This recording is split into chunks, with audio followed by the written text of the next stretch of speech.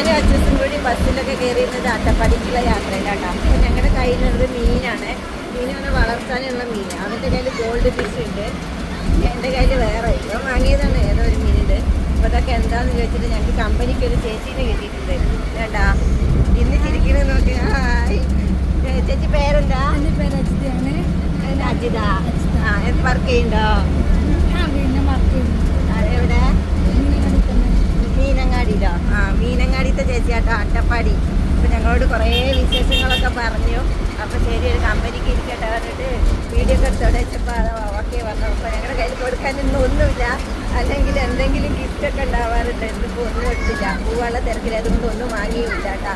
അപ്പോൾ നമുക്ക് വേറെ ഒരു ദിവസം കാണുമ്പോൾ എന്തെങ്കിലും കൊണ്ടുവരാട്ടോ. അതാ ചേച്ചി എന്താ എടുക്കണം? മിഠായി കഴിച്ചോ? അങ്ങോട്ട് കൊടുക്കണതിന് അങ്ങനെ ചേച്ചി ഇങ്ങോട്ട് കൊടുക്കുന്നുണ്ട് ഒരു മിഠായി.